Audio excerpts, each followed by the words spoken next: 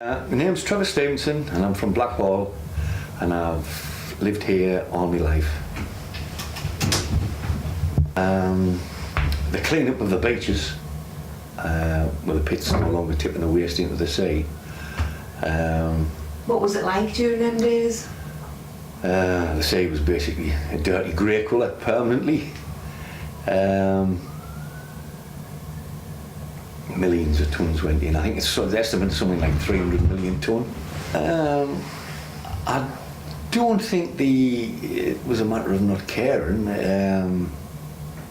When the pits first started, it was tipped onto the land along the bank tops. But it was after the war that they started. They basically run out of space anywhere to put it, so they decided, oh, we can just tip it into the sea and the sea will wash it away. But of course, with a pit every couple of miles up the coast, that was a lot of rubbish going into the sea. Having said that, it wasn't really a pollutant. It was all post stone, as the miners called, a sandstone, and a lot of shale. And of course, coal was mixed in as well. But as far as the sea was concerned, the sea's never clear off here, really clear, because you've got the three rivers, the Tyne, Wear and Tees, and there must be millions of tonnes of silt get washed down in the winter and off the fields and off the moors. So you've always had a lot of sediment going in, and a lot of mud settles out on offshore, and it'll be stirred up when the sea gets rough. But we're being close into the coast, obviously onto the beach, the shales rapidly break down into a slurry, and the water's permanently discoloured. There's a lot of talk of marine life coming back. Oh, we've got kelp and dragonettes and blennies, but that's only because people can see them now. They've always been there, you couldn't see them before. Big changes. Just a month or two ago, the last spring tides, I went down to see if I could pick any mussels off the rocks. You get out on a spring tide and you get the massive mussels, but they're really, really tasty. None. There's not even any small mussels. The rocks used to be carpeted with them. And of course they were full of little marine worms and ragworm and things like that, white worm in among the mussels, which were brilliant for the waders that were coming down the autumn and winter. They've all gone. The fish, the beach used to be brilliant fishing. It was a note at the Durham coastal beaches, the colliery beaches, for fishing over the winter for cod. And any of the local anglers will tell you, or the angling clubs, their records of catches have fell off dramatically. They dropped when the pits stopped tipping, but the biggest drop was when there was all the sewage outfalls. You had all the sewage outfalls going in just at the low water mark, which seems pretty yucky to humans, but it was all nutrients. All the shore crabs have vanished from the rocks. And things like the white winkles and periwinkles, they have virtually disappeared, because everything now is pumped 5 kilometres offshore. So you've lost all that nutrient. Of course, you get the EU blue flags because the water's lovely and clean, there's no bacteria in it. But the wildlife suffering, well, not suffering, it'll change, it'll readapt, and as things change, it's probably still there but further offshore.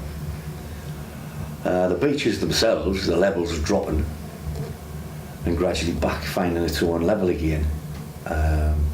Big changes in the intertidal zone, you're not getting as much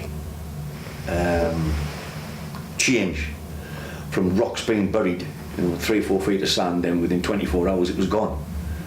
And you had 2 metre rocks exposed. It's basically now settled, so that the beach is just static in its level, where you're not getting the movement of the silts and sands and sediments.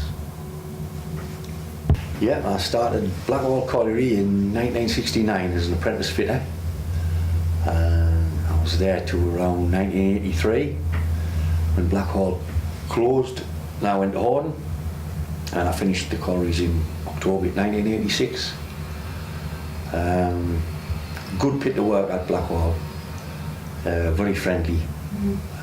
As the pits were closing inland, way to Hill, Wingate, and men would come down from places like that, Thornley, and they were really pleased that they came to Blackwall, and they said it was readily accepted by the Blackwall Quarry men. And were very friendly pit to work at.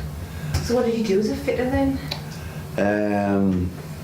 It was mainly repairing machinery, everything from the winding engines to shaft pumps, and occasionally you would get called into a coal face if the fitter was off or there was a major breakdown and you had to go into the system, work overtime on the coal. But it was mainly surface work, shaft work around the shaft pumps, and, the skips, which was the machinery to draw the coal out of the pit, which was all maintenance work, and you did a lot of weekend work. Obviously the pit was working 5 days a week, and the only time you could maintain it was at the weekend, so mainly shift work. It was a love-hate relationship, really. The pit itself wasn't a pleasant place to work, but the camaraderie and you know, the crack down the pit, you had so many characters. It was a really good place to work, you know. You were laughing all the time, you know. There's always some character making jokes and having a laugh, and practical jokes played.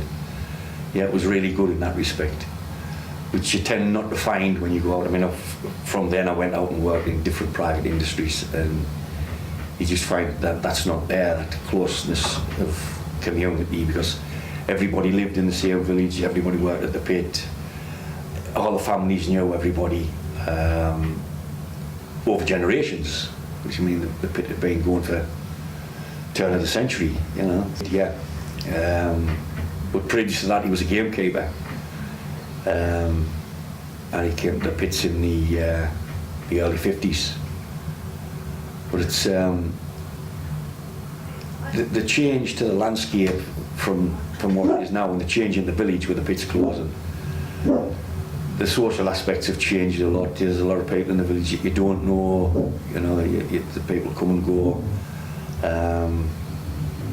It's become more insular, you know, the families are more sort of, the expression, nuclear families, which is that you called them,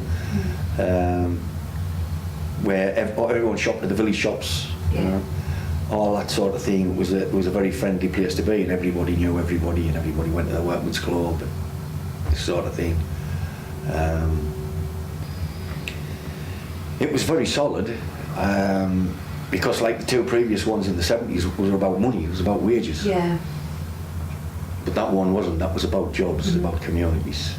So did you know then they were going to shut the quarry? That's what it was all about, yeah. So we knew if we lost the strike, the coal industry was finished, yeah, right. Which is exactly what happened. Yeah. And you found that all the quarry villages were solid, in knowing what they were fighting for the communities.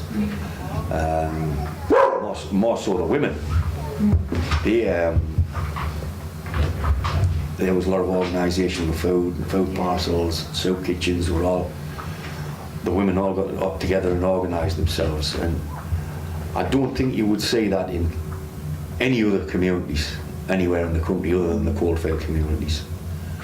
They were a great help, you know, for the kids, helping families that were going through a bit of pressure. They would get support, you know, with debt and not be able to afford clothes for the kids or anything. They were all helped out by other mining families. Excellent.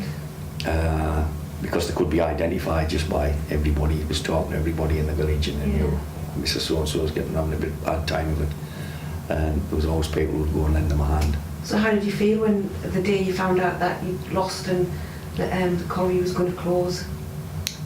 Well, it was basically as soon as we lost the strike, within months, the writing was on the wall for Horton. It was one that was earmarked. So was it like... And I was 32-year-old. I would have transferred to Dordon. I knew where I was going when Horton shut. But I thought, well, what's the point? Because in a couple of years I'll be still... I may as well get out when I'm right in my prime. You know, I'm still young to go out and find another career and the job doing something else, which is exactly what happened. A lot of lads stuck it out, but as I say, by 92, that was it. There wasn't a pit left in Durham. They were gone. Just picked them off one by one.